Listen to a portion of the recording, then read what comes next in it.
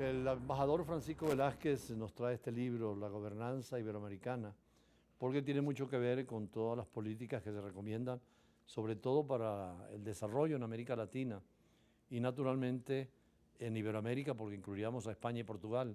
¿Qué tiene este libro, embajador? Pues tiene una colección de artículos que he ido seleccionando durante los últimos 2 años, publicados en algunos periódicos de Caracas y en algunos otros de España, y contienen siempre cuestiones relacionadas con la administración pública. Pero la diferencia con otros temas y otros libros que tratan estos asuntos es que lo hago o lo trato de hacer en un lenguaje comprensible para todo el mundo. Es decir, que huyo de alguna manera del lenguaje científico o académico, de manera tal que explico las cuestiones en un tono y con unas palabras sencillas, simples, de manera que todo el mundo entienda lo que es la inteligencia artificial aplicada a la administración, lo que son los servicios públicos, lo que son las políticas públicas, lo que es la corrupción, lo que es la ética, lo que es el sistema de funcionamiento de la administración pública o el sistema de selección de los funcionarios públicos.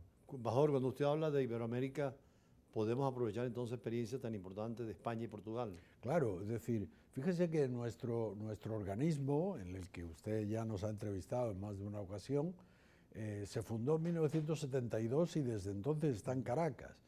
Y al principio se fundó por 3 países americanos, que fueron Venezuela, Perú y México. Pero poco a poco se fueron adhiriendo todos, de manera que en este momento todos los que hablan español o portugués forman parte del CLAD. Y en este sentido, en los últimos, desde el año 82 aproximadamente, se adhirió primero España, luego se adhirió Portugal y ahora últimamente se ha adherido también Andorra. Y fíjese que ahora tenemos 2 países africanos, uno que habla portugués, que es Angola, y un país que habla español, que es Guinea. Parece que en el caso de Guinea, que yo conozca, hay muchísima vinculación con los grupos iberoamericanos, que fue una colonia española en su tiempo, ¿no? Claro. Y en el Sahara sí no hay tiempo de qué pensar, ¿no? No, el Sahara no es independiente. Sí. El Sahara es motivo de conflicto, como Sí. usted sabe. Algunos estados lo reconocen y otros no. Sí, pero no es un país independiente. Digamos, en este momento está en litigio, hay una resolución de Naciones Unidas y es motivo de conflicto muchas veces entre España y Portugal, España y Marruecos. Ahora, en el caso de Guinea no hay ningún problema y en la Guinea portuguesa también se integra. No, la Guinea portuguesa no, es la Guinea española la que está integrada. Los demás países de habla portuguesa de África, que son unos cuantos, sí, claro, como usted conoce, de momento no han pedido la adhesión. Ahora, el CLAD, ¿qué tipo de actividades hace para llevar no solamente a los funcionarios el trabajo administrativo, sino que vaya hacia los pueblos donde están representados? A ver, nosotros realizamos múltiples actividades. Primero, de publicaciones, como este último libro. Segundo, también de algunas revistas científicas, que usted conoce también, Reforma y Democracia, es probablemente la mejor revista en ciencias sociales existente en lengua castellana.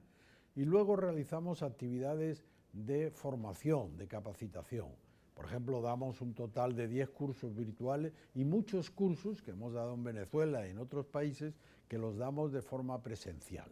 Y luego realizamos decenas de eventos todos los años con la participación de un delegado de cada uno de los 24 países miembros.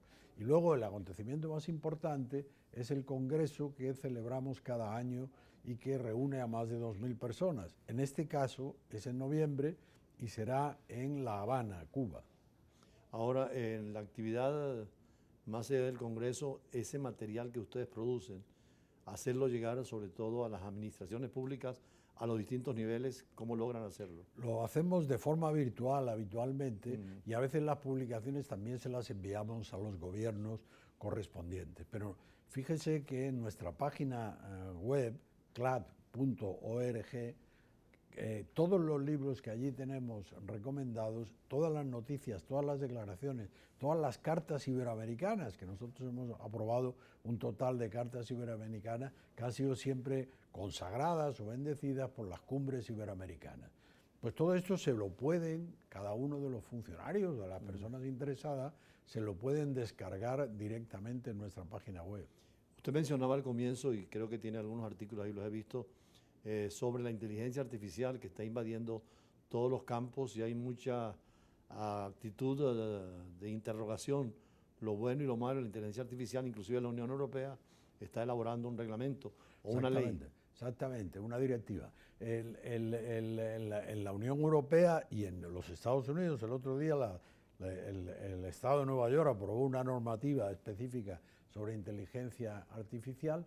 Bueno, como todas las cuestiones nuevas de todas las revoluciones industriales, pues al principio nos generan a todos un cierto nerviosismo. Por ejemplo, muchas personas dicen, vamos a perder el empleo. Bueno, la historia, y usted lo sabe como yo, la historia registra que todas las revoluciones industriales anteriores no han supuesto pérdidas de empleo, sino incrementos de empleo. Al principio, algunas personas es posible que pierdan su empleo, pero ya encontrarán otra forma de desarrollarse. Entonces, nosotros en el tema de la inteligencia artificial estamos en este momento en el proceso de elaboración de una carta que explica todas estas cuestiones y que realizamos un proceso en el que, una vez elaborado el primer borrador, que ya lo tenemos, lo hemos discutido, por ejemplo, en Cartagena de Indias con más de 35 expertos, a partir de ahí se envía a los gobiernos y poco a poco los gobiernos van poniendo observaciones, modificaciones y algunas otras cuestiones que vamos añadiendo a la carta, de manera tal que estamos incluso con la ilusión de poder aprobarla a finales de año, en el congreso que vamos a celebrar en La Habana. Pero si no fuera así, porque no estuvieran de acuerdo todos los gobiernos, continuaríamos ese proceso hasta que se aprobara definitivamente. Bueno, es una organización intergubernamental, necesita el visto bueno de cada cancillería y cada presidente. Hasta que no hay por unanimidad, obviamente no se saca hacia adelante. Los temas más importantes son los temas de carácter técnico, los temas de control de los algoritmos, los temas relacionados con la propiedad de estos algoritmos y los temas relacionados, en definitiva, con cuál es su repercusión de este tipo de actuaciones de la inteligencia artificial sobre los ciudadanos, porque no se trata solo de hacer las cosas más rápidas, sino hacer las cosas de manera que los ciudadanos estén más satisfechos. Y en cuanto al otro tema que usted también ha tocado muchas veces en su artículo, el tema del ambiente, que es una exigencia de la diplomacia mundial y de los gobiernos. El tema del cambio climático, de los objetivos de desarrollo sostenible, es objeto de nuestro trabajo continuamente. ¿Por qué? Bueno, pues porque lamentablemente la época pandémica dejó estas cuestiones en un segundo plano y en este momento, pues fíjese que en Europa está haciendo, por ejemplo, una ola de calor absolutamente impresionante. Los días más largos, más calientes de la historia, ¿no? Efectivamente, ¿no? Entonces, este tipo de cuestiones tiene que estar en la agenda de todos y cada uno de los países porque nos jugamos mucho y muchas personas, sobre todo personas de edad o personas que no están suficientemente preparadas o que tienen alguna enfermedad, pues se juegan incluso la vida, ¿no? Ahora, este tipo de cartas que usted menciona serían una especie de normativa que sirva a las leyes nacionales. No, las cartas, digamos, más que una especie de norma, es como un elemento que auspicia o que en el que pueden beber, digamos, las administraciones públicas. Es como un documento fundacional y a partir de ahí los estados que lo consideran oportuno sacan de ahí leyes, normas, reglamentos y otros pura y simplemente que inspira, son documentos inspiradores. ¿Por qué? Porque en realidad no son convenios internacionales, son pura y simplemente resoluciones de los representantes en un momento determinado de los gobiernos, pero no son las cancillerías las que lo hacen. Para ser un convenio internacional tendría que haber sido la cancillería correspondiente. En este caso es el representante generalmente de la Presidencia de la República o del Ministerio de Hacienda de cada uno de los países. Precisamente hoy miércoles creo que va a presentar usted, y este es el último minuto de la entrevista, su libro con la Universidad Católica Andrés Bello. Efectivamente. Bueno, nosotros ayer por la tarde estuvimos en dos radios. Esta mañana hemos estado en la alcaldía de Baruta y la Universidad Andrés Bello también quiere presentarlo ante sus alumnos y ante las personas interesadas. Y nosotros estamos a disposición de esa universidad y de todas las universidades, de manera que es para nosotros una satisfacción Incluso les diría que todas aquellas personas que aparezcan por la sede del CLAD en Los Chorros serán obsequiadas con un ejemplar.